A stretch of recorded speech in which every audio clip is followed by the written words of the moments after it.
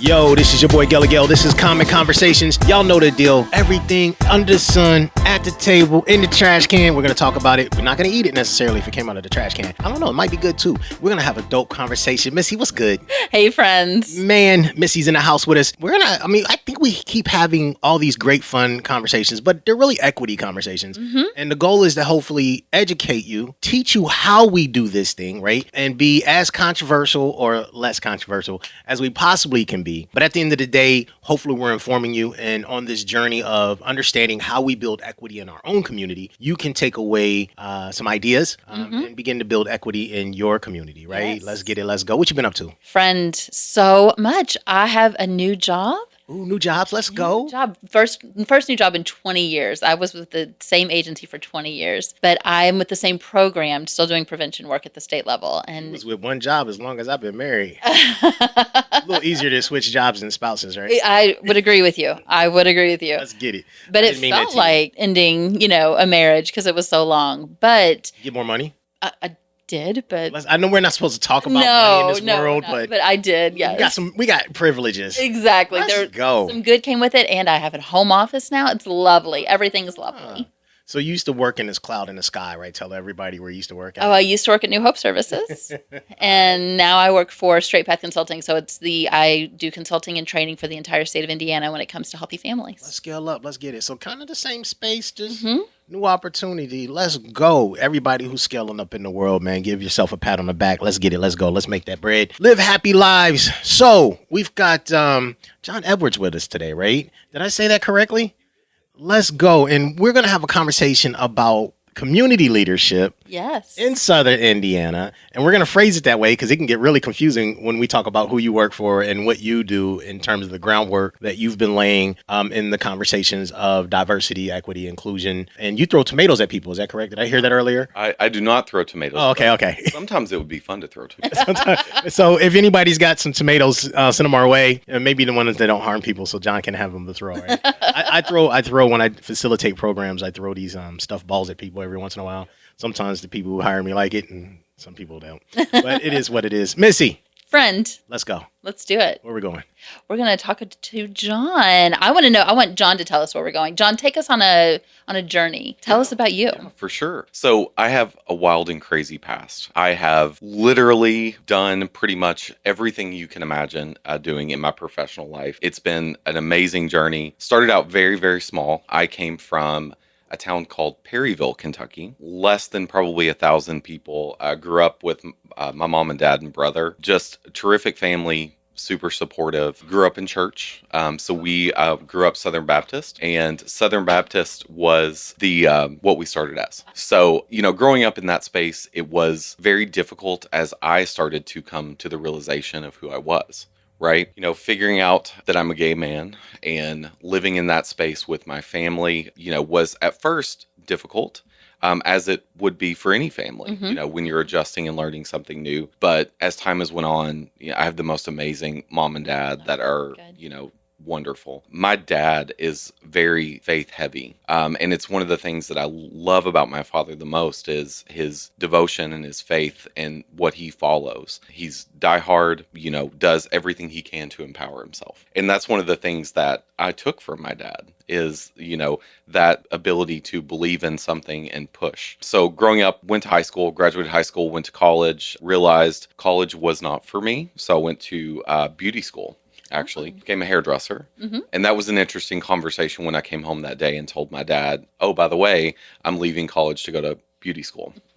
But, started working as a hairdresser. Just my business grew and grew and grew. Had a tremendous business for years. Then in roughly, I think it was like 2004, a couple of things happened. Number one, I became an artist. With L'Oreal. It was one of the brands under their professional product side, and started traveling and teaching hairdressers. So how did that, first of all, let's talk. So your business was like in small town Kentucky and clientele grew? Clientele grew to the point where I became noticed, and it was actually a distributor who noticed me and then came to me and said, you're so talented. Why don't we try to get you in an artistic platform space? And I was like, sure. I'd never talked in front of a group of people before, never done that, but I was like, sure. And took a liking to it. Like, not just liking it from a perspective of being in front of people and having that ego of being like, oh my gosh, everybody's looking at me. But I was changing people's lives. Like, I was teaching them skills that made them more money or made their life easier or whatever it may be. So thus began my love of development and education. So the second thing that happened in 2004, which we'll get into in a little bit, that kind of shifted my heart and my process, was I had a childhood friend, Jesse Valencia. We grew up together, kindergarten all the way through high school. We were involved in Cub Scouts, T-ball, church RAs, high school plays, the whole 9 yards. But he was murdered in 2004. Oh my gosh. So it was a shift for me. But the other thing that began to happen is coming out as a gay man at 18 and starting to live my truth and being super connected to who I was. This event then led me into seeing the world in a different way. That there were people out there that would harm other people because they're different, or even, don't agree necessarily with someone in their perspective, that they would actually hurt or harm them, or even lead to something like murder, which shifted and changed me forever.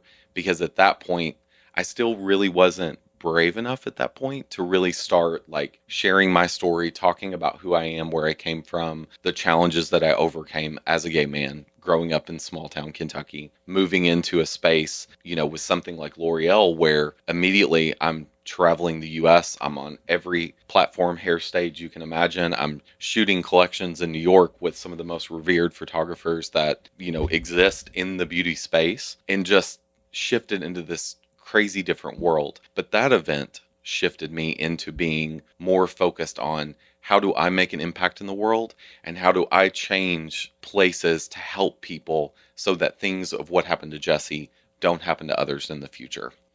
Did that also change the way you felt about your personal safety, or how you saw the world when it came to a personal perspective? Absolutely. When you first come out, it is a very immense process. You're constantly in fear of being alone. Your family leaving you, your friends leaving you, everything that then becomes different. And really, what I learned in that specific experience is I had never thought that someone would do something so horrible to somebody else to keep them quiet about who they are. Okay. And so that's when it opened up my perspective to, wow, that could have been me, right? It could have been any of us, but it could have been me in that situation. And so it then made me look at people a little differently, kind of step back from afar and be like, what's going on there? That kind of thing. Be a little discerning about who you approached and what you did. And it also made me brave to tell my story and to not worry that I'm going to offend or hurt someone by me just sharing my truth and who I am. Because I believe in sharing. When you share truth as who you are as a person, it helps other people maybe see something maybe within themselves that they're like, I never thought about that, but that's something that I should share with other people. When after Jesse, passed or was murdered, you said you found that brave space. Like, can you remember that exact moment that you was like, there's there? Yeah, and I think it was the trial, or so in the beginning they didn't know who it was, and so it took them some time through collecting evidence and following leads and things like that to narrow it down. And really, once that process of the court started, and then it started moving in a direction of they were really starting to push that. That's when that process came for me, because when someone that you care about is murdered, they don't have a voice any longer. So you then have to be that person to be that voice for them. And I saw all of Jesse's friends that he had in college that were sitting on the stand and telling the story and what they knew and who he was and what was going on. That's when I realized I need to be a voice for other people that maybe are sitting there going, maybe I'm not brave enough yet. But the more that I'm brave and I share my story and talk about it, the more that I've seen other people shift and change and be like, I can do that too. So something that could have made you fearful made you brave. Yes, correct. And it's something that truly changed me forever. And it's, now as a almost 42-year-old man looking back on my life, I probably have been a little bit quieter than what I should have been for years. And honestly, it's just because I was busy. I traveled all the time when I worked for L'Oreal. So I was never home. I was never in a space where I felt rooted in a place long enough to really be connected, to be able to share my story and encourage others to share their story so that it connects into the community, because it's all of those stories that come together that root and make a community what it is. And moving here, which I know I'm kind of skipping ahead a little bit. Sorry about that. Well, I am curious about that part because you yeah. were with L'Oreal, you were traveling everywhere, Yep. but you ended up in Southern Indiana. Yep. So how'd that happen? So in 2013, I took a corporate job creatively building and working with the JCPenney Corporation. So when Ron Johnson left Apple as the CEO and went over to JCPenney, that's when I joined as the creative side. So we were creating all the creative content, developing the education for the stylist, doing all the imagery, PR work, anything you can imagine. We kind of did it all. Best experience of my entire life. Really difficult time to work for JCPenney, but really amazing for me personally. I got to do things like, I got to go to California and work with celebrities. I did the City Year event with Octavia Spencer and was able to like work on her hair a little bit and talk to her and get to know her. I worked the red carpet at the Oscars, doing like touch-ups and fun stuff. It was us and Sephora that were working together, so it was a really cool collective space. So I got to have experiences like that, right? And then I think it was 2015, I left JCPenney, went back to L'Oreal as the Director of Education for the U.S. for Matrix Logic's Biolage. So my job at that point was to empower educators to then go out and teach. I worked hand in hand with sales, marketing, digital, all components, research and development to bring products to the U.S., get them into the hands of hairdressers, and then, of course, sell them and, get them out there. But again, traveled everywhere, amazing experiences. But the one thing that I found, and people ask me all the time, they're like, oh my gosh, that job was so glamorous. Like, why? It is glamorous and it is a lot of fun, but you will wake up in a hotel one day in Idaho, right? Somewhere random, and you will go, where has the last 10 years of my life gone, right? I've done all this cool stuff. I have this amazing resume, all these cool pictures, magazine articles, whatever, but like I had no connection to anywhere. So right before in working with JCPenney, they moved me from the central U.S. where I was to Dallas, Texas, and I took over the West Coast. So at if you draw a line down the middle of the U.S., I took over everything in the West. Opened several salon by the InStyle salon by JCPenney.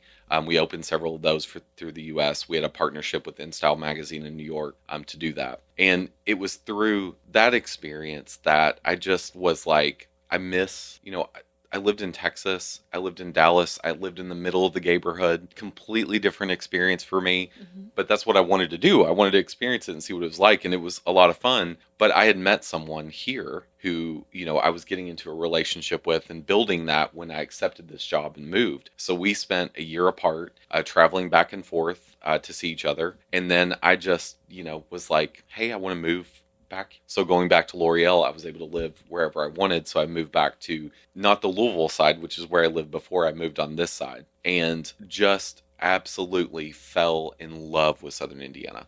The area, the life, everything was slower, everything's cheaper, taxes are better, Yes, it is. Yes, it is cheaper.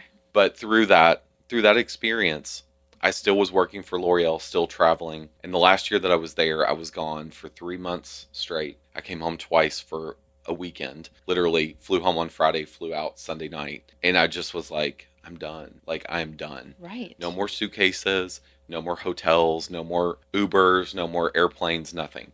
So my partner and I sat down, we talked about it, and I was like, I'm done. So I decided that, a month later, basically I gave my notice, and a month later I was out and free. Yes. So, yes. But throughout that process, it made me realize I knew nothing about Southern Indiana, nothing about it. And I wanted to figure out, how can I get rooted and how can I fit in? How can I help? What can I do? And that's where I found Leadership Southern Indiana, which is who I work for now. Got you. And before we jump in there, I'm curious, as a gay man in working for L'Oreal, right, in the hair industry, you drove up through the ranks, right? Corporate America, were there challenges? Were there stigma? I mean, I'm making an assumption, being in the fashion world, being in retail as a photographer, you'll meet more folks who are gay, bisexual in that space who can scale up. But I also know the stories too where some folks haven't been able to because they still in some norms didn't fit. Did you face any of that? It's interesting. Actually, being from the South made it more difficult for me. At the time, I had a really thick Southern accent. Did you? I did. And it was through like coaches that worked with us, presentation coaches, voice coaches, different people that came in to help us. I was able to kind of eliminate a little bit of that Southern accent and be a little more neutral. That was a huge part that I had to overcome because being from Kentucky, I mean, I remember the first the first big national ad campaign I did. I walked in and like everybody there was like, "Where are you from?" And I'm like, "Kentucky." And then they kind of do the whole, "Oh, that's cute," blah, blah, blah. And I'm like, I mean, I have a business and a life just like everybody else, and right. probably make just as much money as you do in my business. But it was a lot of that. But people have a misconception working in the beauty industry. They think it's full of a lot of gay men. Yeah.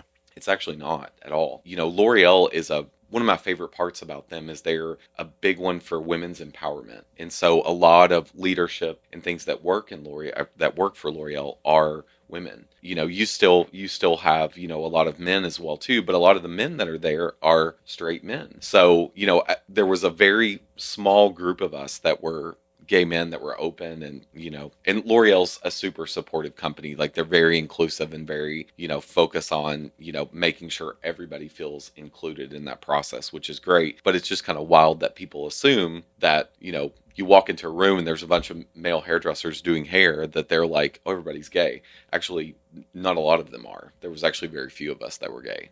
That's so interesting. It presents challenges, but also at the same time, it was what I will attribute to myself. One of the things I'm most proud of is I've always lived my life by a quote by Maya Angelou.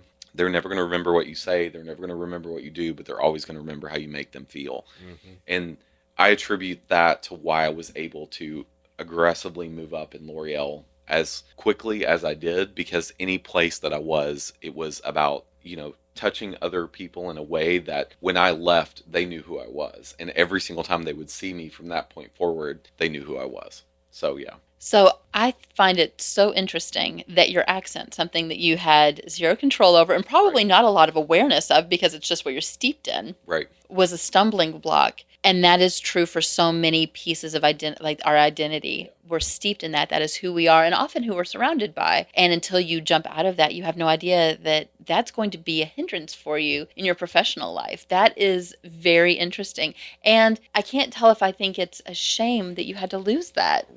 Well, professionally, so talking about like somewhere like New Jersey, for instance, there was a big hair show there called the Miliani Hair Show, right? And you go there, and when you're in the thick of New Jersey and it's like hardcore New Jersey culture, you're this little country boy from Kentucky on a stage. They're like, what the heck is this person going to teach me, right? And it's hard because they don't give you an opportunity or give you a chance necessarily. But then once they do, they're like, oh my gosh, you're really good at this, and they make that judgment based off of how I speak that I'm not intelligent, and so it was really interesting. But if I'm around my grandmother or my mom long enough, it'll come back really quick. But it's one of those things I just think is funny. But it was throughout my career that I worked on those things to make myself a little more neutral in how I talk.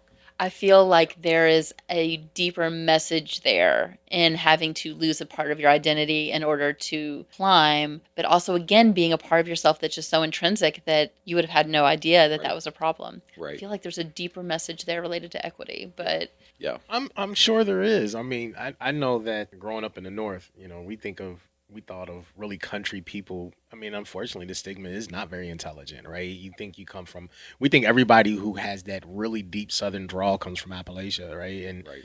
There's no schools, and they still walk on dirt pathways. It's kind of like the same thing when you think about a third world country, right? You don't think they have actually skyscrapers, and they actually have a full economy. Right. Yes, right. full. The ignorance is real in that scenario. Like my wife is from here, so when I first met her, for me, what was enduring was her accent. Like I was like, oh my gosh, she's got this sweet little country girl. She sounds like a like she came off somebody's farm. But I mean, completely opposite. You know what I mean? So, and I just one thing. I lived in Jersey City for a short period of time, And they do. Jersey folks, New York folks are really judgmental, really quick, Mhm. right? But then once the doors open, floodgates, right? There wasn't nowhere on the block that we couldn't go. Stores would just let us in. I remember the laundromat would let Tia just come behind the counter and just take care of whatever they wanted. And Oh. the Chinese restaurant too. We used to go there so much. They'd be like, "You just come on." Yeah. Yeah, Yeah. yeah. Yeah. So that's cool. It's in going to New York, for instance, because L'Oreal's headquarters is in New York for the US. I spent a lot of time going there. And so then coming back home, right, to my client base, and they would be like, "Oh, what were you doing?" And I was like, "Well, we were shooting this campaign, or we were doing this educational video, or whatever." And my clients were just like, "Oh my God, what about New York?" And blah, blah, blah. And honestly, traveling there for 15, 16 years, I became like New York was the second home, because when I went full time, I was there like almost every month, if not more. And so it's really interesting, when you start going there and you start as a southerner, where everything's a little slower, everybody's kind, they open the door, "Oh, I'm sorry, thank you, bless your heart," kind of thing. Being in New York, the first time I was on the street, I remember, because back then I don't know if I had a cell phone that had a map on it. The first time I went to New York, I think I had to like look it up somehow, but anyway, I remember I left like almost an hour earlier, like an hour early, to go like 3 blocks, because I was so worried that I was going to get lost or something was going to happen. But going there, I became so attuned to that culture. So now, like me being here, I get into that zone of kind of being in New York, Yeah. because I don't pay attention a lot. I work with headbuds quite a bit in my ears, and, don't pay attention. So I'm trying to like bring back some of that Midwest Southern kind of feel, The slow, because yeah. it is important, and we don't need to be in a hurry. Yeah. New Yorkers would disagree with you, and it's not, New Yorkers are not mean people. They're just, Focused. Well, like, and one of the truths that we have told about Southern Indiana is, yes, polite all day, so kind on the outside, but what that hides is the covert mhm, discrimination, yep, the covert judgment. And sometimes, as Miguel has said, it's better to know. So I'd rather have someone just be blunt and upfront right, and right, abrupt with me right, than have to find out, right. They're that, gonna lynch me tomorrow. well, or that they've been sabotaging and stepping in the way of people. That's Absolutely. real. Yeah. Yeah. So you mentioned that you found your way to Leadership Southern Indiana, which, for those who don't know, can you talk a little bit about what Yeah, that does? absolutely. So, Leadership Southern Indiana, we are a community nonprofit, so we're a C3. Our focus, the organization was created in 1981, and what's really interesting is 1981 is the year I was born. So, last year, or a year ago, when we celebrated our 40th anniversary as an organization, I was like, it's my 40th birthday. So, it's really cool. But community nonprofit that's focused around leadership development within our community. So our mission and our purpose is to engage and mobilize regional leaders to impact the community. And I just want to talk about too, because what we do is community leadership, which has a number of different, meanings, thoughts, whatever. But our biggest thing is we focus on bringing people in, sharing the community, so they can then see what is out there. And then from there, once their experience is completed, they then know, "Oh my gosh, I want to work with this organization, or I want to sit on this board," or maybe they feel inclined to run for office, or whatever it may be. But our thing is just to show how wonderful of a community that we have, and how many people that are out there doing work to help other people is just, it's incredible to me. And that's the biggest reason why I fell in love with it. I Mm-hmm. went through Discover. I was a Discover graduate in 2021. It was a life-changing experience for me. The pandemic was going on. We were all locked at home.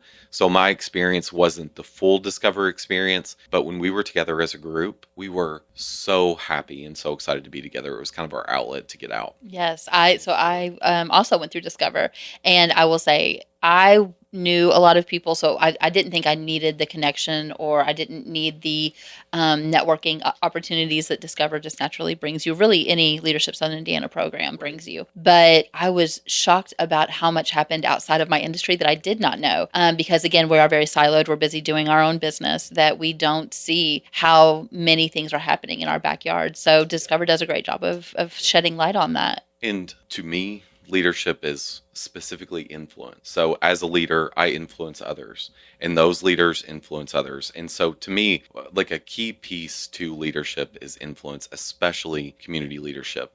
I want Southern Indiana to be better when I'm done, you know?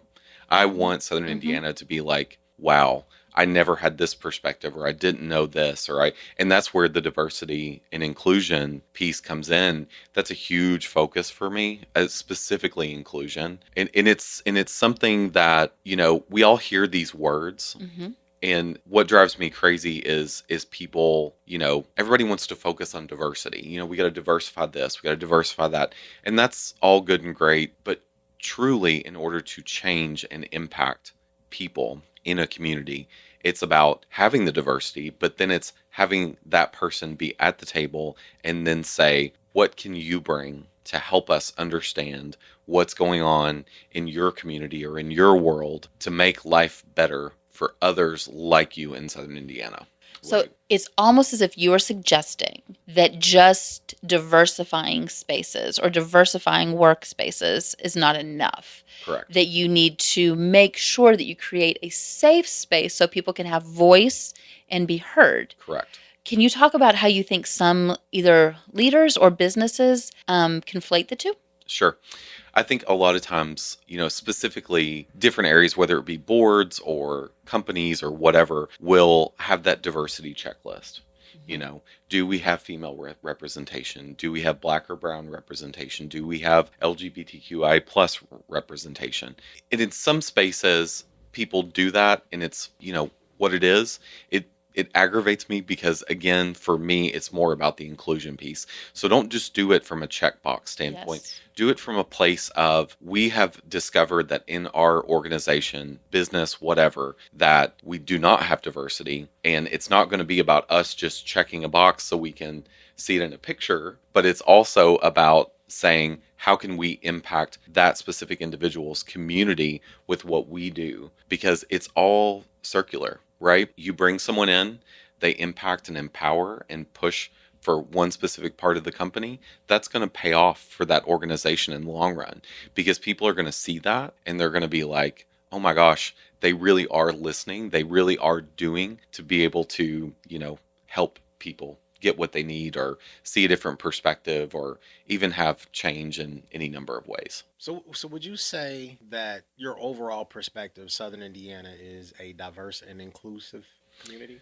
I can't say that it's totally that way. No, I think we still have opportunities for growth. One of those ways being, we need to create spaces for conversations, because, and I'm going to speak to this from a human being standpoint, because so many times, so many other things get involved in this conversation, but I'm speaking as a human being to other human beings. It's so important for us to pay attention to what other human beings' needs, desires, wants, whatever it may be, to make the community cohesive in that way, right? Those times that you get to sit across from another human being and you get to hear their suffering, you get to hear the stories of the challenges of what they go through on a daily basis, that's when change starts to happen within someone. Because then from that moment forward, when they're walking on and they're looking at somebody who's a member of the LGBTQI plus community, they are going to be like, oh, I remember John saying X, Y, and Z. So when I approach this particular situation the next time, in their mind, hopefully they approach it differently because of something that I shared with them. And we all are human beings. We all share this space, right? We live in America. America is home of the free, right? And so it's so important for us to support and love and respect other people in their ability to do that and to live their life and be better. We do have a lot of challenges, not just in Southern Indiana, but as a whole. There's a lot of challenges. But I really, really believe that this young generation of people that are coming up is going to be the difference. That's going to start shifting things in really big ways. They're just so inclusive just in who they are. They're not scared to have conversations. They are armed with a little computer at their fingertips that they can look up facts at any given moment. So in a country, city, state, county Hmm. that is typically governed by laws, both and rules, both Right. written and unwritten, Right. how do you see moving beyond a conversation? I believe that if enough of us have a conversation, that conversation shifts into change and action, and then that action then shifts into other momentums that keep going, right? So I don't think we're not going to solve any issues overnight, but we all have to mentally and in our heart be aware of this so that moving forward, we're all supporting and helping one another get to the goals of whatever that community or piece, part of a community, whatever it may be, needs. And so I call on people to listen not only with their mind, but listen with their heart and really focus on the human being element of it. Don't focus on anything else. Focus on being a human being to another human being and just really get in there. By having those conversations, though, I believe it starts the process. And every single conversation will shift into something great if both sides of that conversation are coming to it from a human being element and with an open mind and an open heart of how can I be a better neighbor? What can I do for others in my community? Because that's what being a leader is to me, is serving people. And not every person that I come in contact with in this community is going to be on the same path as I am. But that doesn't mean that I can't give them the same love and respect that I would want have given to me. Right. And I believe it's through those actions. That's what continuously changes people over time. It's a constant battle, and it will be for a while. I truly believe that. But, in my own personal way, I keep working. I keep showing up. I keep doing what I'm doing because I believe that eventually we'll get to a place to where we won't have issues like we've been having in the last 6 months. I was like, probably that we are currently yes, having. Yes. Yeah, Yeah. I mean, and I'm curious about that. Yeah. Where and you can choose like I don't have a Right. position yet. I haven't, Right. but Indiana passes bill. What is it? I can't. SB 150? SB 150. No, well, that's right. That's SB Kentucky. 150. 480. SB 480. 480. And so thinking about transgender, LGBTQ, anti legislation that is hitting across the country, but focused right here.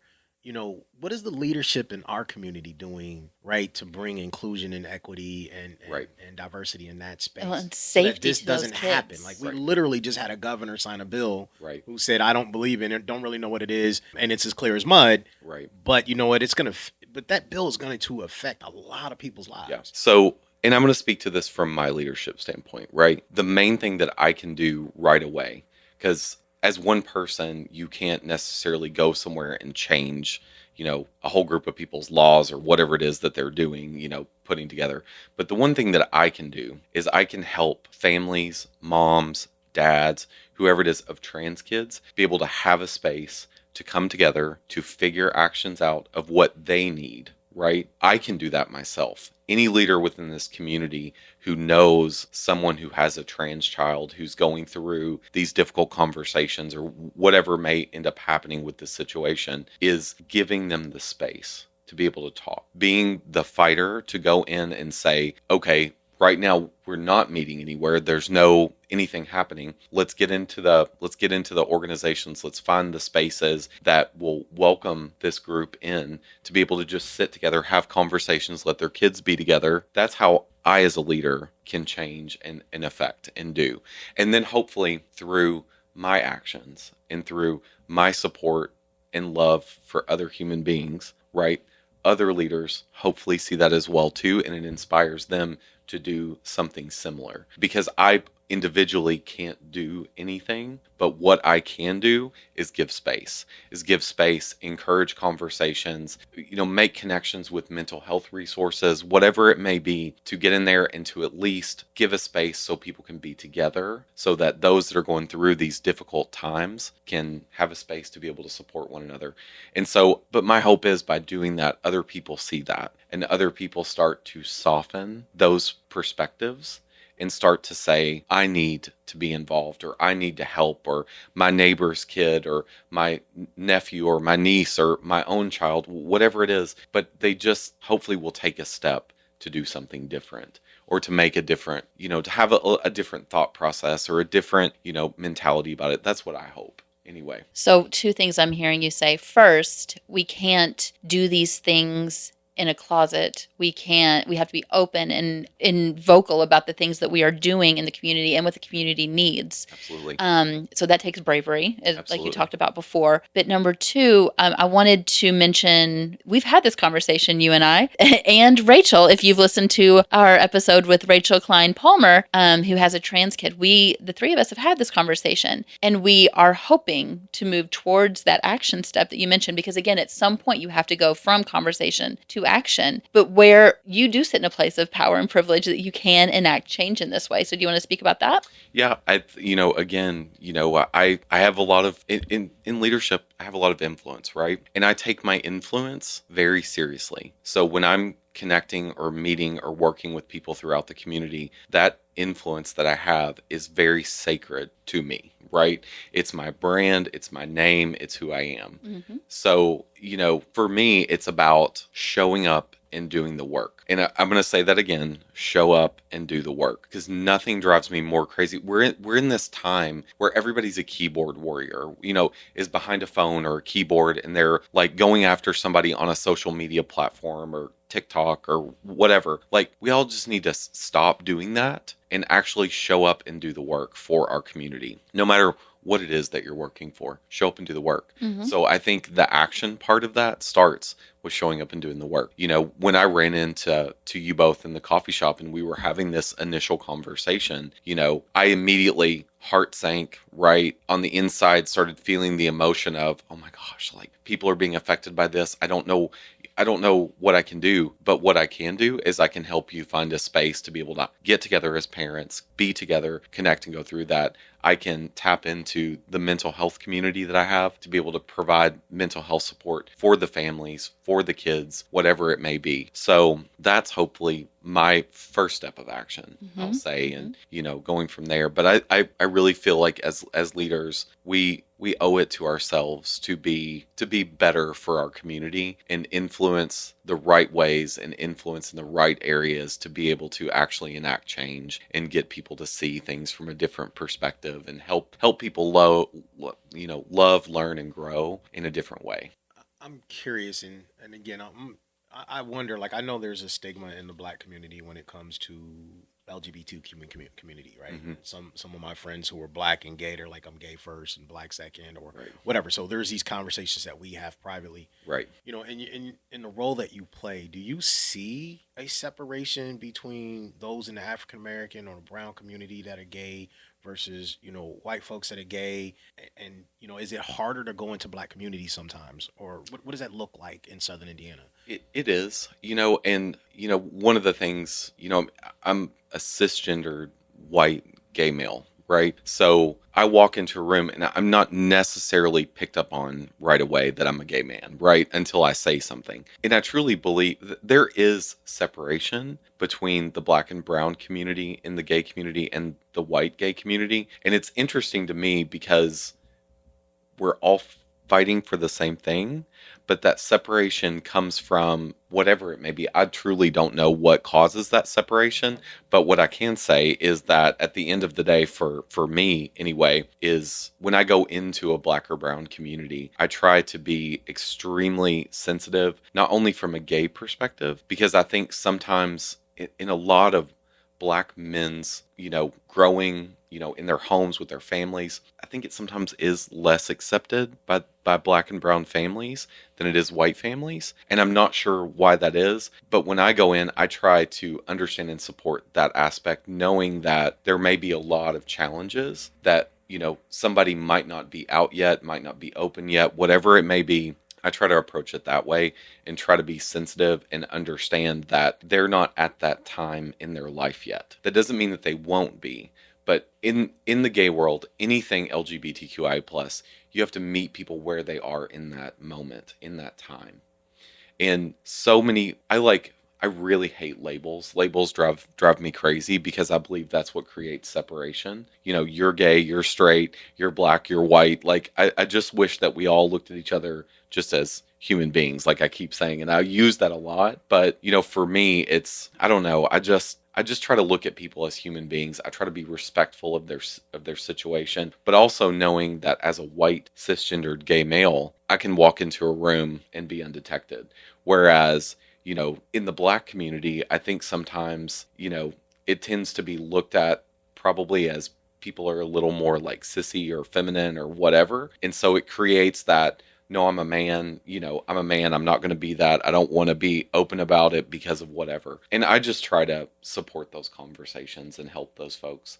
I don't have a lot of experience with it, but it's one of those things for me that, actually my first, I shouldn't say that I don't have that much experience with it, because my first relationship as a teenager in high school was with a black man, or a black guy that I went to school with. And I went to a predominantly white high school, and there was maybe like 5 or 6 black kids there. And so it was even more important that our relationship was kept very quiet, because he was an athlete. He was into all these things. So it was very important for us to keep it quiet, keep it, kind of separate or away from people finding out or knowing, because I think the black community can be harder on, especially men, I think, if they come out or, they talk about their sexuality in some way. It's almost kind of a very discreet culture. And I don't know if you have experience with that, but it seems to be a very discreet culture. Like there's not a lot shared or talked about necessarily.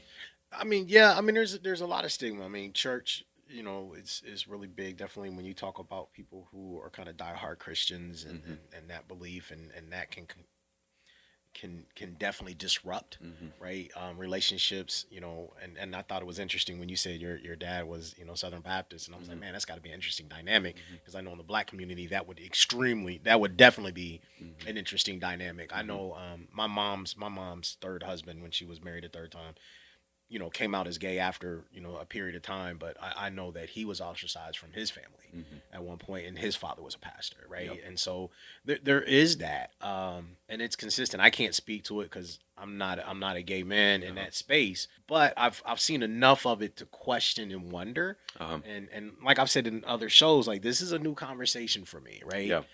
It's not one we get to have often. And even strangely, like one of my best friends in high school was gay. We knew he was gay, but he would never say he was gay. Right. And, understanding today what I know why he wouldn't have said anything. Right. He later comes out when we're full ass adults, and he comes out and he says, hey, by the way, I'm gay. And I remember when he called me and I laughed, and he was like, what's funny? I was like, dude, we always knew. I mean, I'm glad you finally figured it out. Right. But I also understand culturally what that means in certain communities. We played football, basketball, we're supposed to be this machismo thing in these spaces. His dad was from Alabama. This is a white family, so he was a really strong person from Alabama, and we'll just leave it there.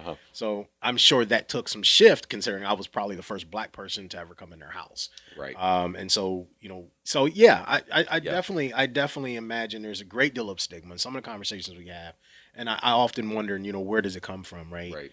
All of it, because there's a consistency, but it is. I mean, in stigma happens, a lot with gay men. It's and in the gay world, you hear a lot of gay men specifically speak to themselves as like mask or masculine, right? Okay. So they will define themselves as a gay man as being a masculine gay man. They're not a, flamboyant, person.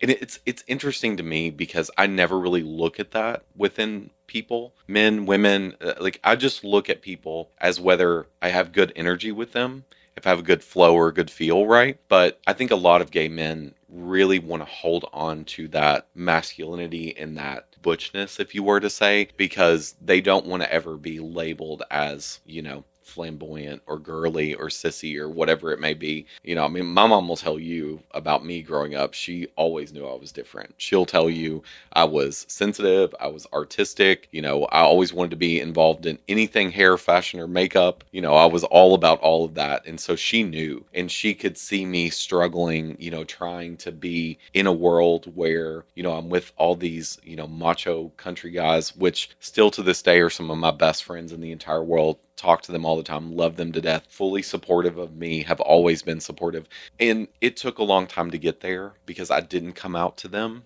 They found out, and that hurt a lot of them because I didn't share that. They knew I was gay, right? They knew I was different, but me not sharing that with them and talking to them about that, I think really hurt and impact a lot of them, because they were like, you were my best friend. You stayed at my house all the time. And to me, as a gay man, I'm thinking, well, that's why I didn't want to say anything Because I to want you, to continue to stay at your right, house. because I wanted to be your friend, and that's the fear that you grow up with as a gay person, and it still continues even into adulthood, because there are situations, I mean, happens all the time. It happens all the time here in Southern Indiana. I will meet people, and if I say something, my partner, my husband, my boyfriend, whatever terminology I use, I can see the look on their face, and it's like, I'm like, come on now, I'm no different. Right. I was the same person 5 seconds ago that I Because, am like, now that you know. gay doesn't define me. Gay is a part of who I am. I am me first and foremost. I'm not gay first. I'm me first. I'm the one with the heart, the mind, all of these things. I just happen to want to be in a relationship with another man.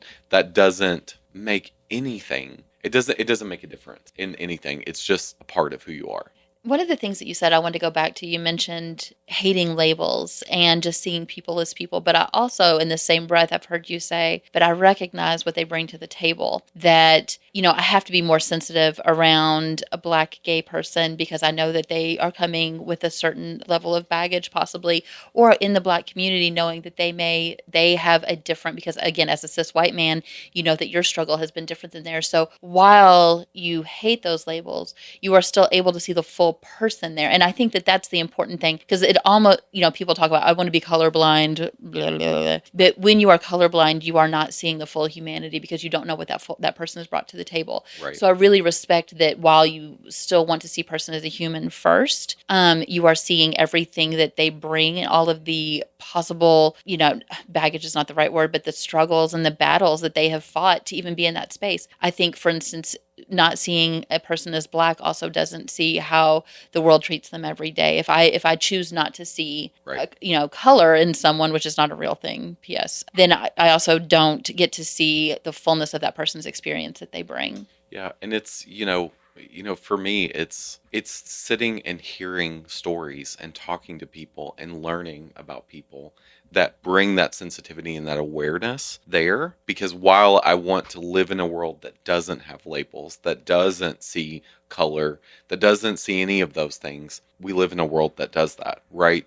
And the way that I as a leader can impact that is by having people share their stories, having people share uncomfortable parts about their past, because it's through those moments of emotion that stir that inside of someone that makes them see something differently. And Mm-hmm. I live with a lot of empathy and a lot of compassion. I do a lot in the community. I'm one of the board of directors on the Southern Indiana Pride Festival. Mm-hmm. I work with the Jeffersonville Public Art Commission. I work with the Arts Alliance here in Southern Indiana. And I serve all of these because they make our community better, They do. Like, public art to me in any expression is one of the most important things that we can do, because art to me evokes emotion when you walk up to it and you see it. Like when I walked into your studio and see all of your beautiful pictures and the fashion expression and the raw edge to a lot of it, it in me, it just automatically ignites this, just like, I want to be here, like I want to stay here, and that's what art does for me. But it's serving and it's listening and it's showing compassion and showing love and respect to other people through service. And, anytime you're around me, you will hear me say 1,000 times, show up and do the work. Quit talking about it.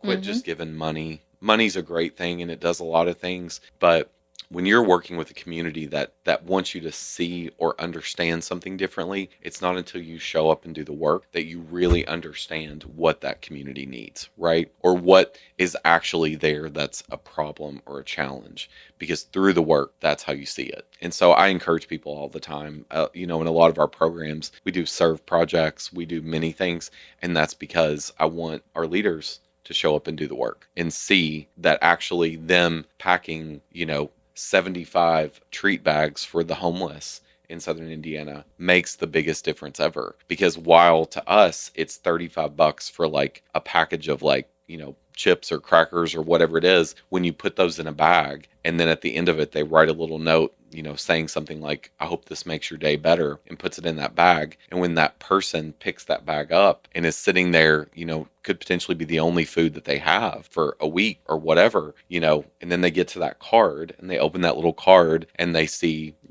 I hope this makes your day better. And hopefully through that act of service and doing that, it does change. It does make a difference. So, yeah. And I would say even packing the bags helps bring awareness. I know when we do that as a family, it causes our kids, because we keep them in the car, to look for people that the culture and that the world prefers to make invisible. So they're looking for people on the margins. Yep. And if you have those bags in your car after you've packed them, you start to look at the world in a different way. So it's not just the giving, it's the act of seeing the world differently. Yeah. Yeah. And just being respectful, kind, loving people, doing things for the purpose of bettering our community. Because listen, we all share this space. We all are here, right? Mm-hmm. And I want you and every neighbor that I have to have the best life possible. And the way we do that is we change what's happening in Southern Indiana, Yes. right? And we continue to push for that change to make everybody's life here possible. Because the better of a community that we have economically, we pull in companies that want to base here, that then bring their workers here, that then bring their money here, that then bring their tax dollars here, which then in turn change our roads, our playgrounds, our park, everything possible. Everything that we want to do will come here. And I've seen Southern Indiana since I've lived here. I've lived here for 7 years, 8 years now. I've seen it change drastically because I believe, even though we still have some opportunity, I think it's one hell of a community. And I've never seen groups of people that show up and work harder for each other than I have here. We have some of the most amazing nonprofit organizations that serve and help and selflessly do all of the things that they do. We have great companies, great businesses, great business resources. We have everything. Even this, you guys started this podcast to enact change and to drive conversation and tell stories. And stories is what is our history, but it's also what changes us for the future. I completely agree. I do want to point out, though, that yes, we want companies to come here. We want companies to feel safe and able to come here. But like we mentioned in the last episode, if we keep passing these laws that make people unsafe, large companies will leave. So legislators, just something to think about. We need to make people feel safe in this state. Absolutely. On that note, make everybody feel safe. John, thank you for coming and sharing with us. It has been amazing. I really appreciate your story. I want to know more. I wish we had more time so you can come back and do this again. Absolutely. You should definitely come to one of the panel discussions. Absolutely. Yes. Parlay. Missy, Friend, we out of here. we're done. No, this is your boy Gelly. This is Missy Smith. Bye, friends. This is Common Conversations. We'll holla at you next show. Peace, love, and hair grease.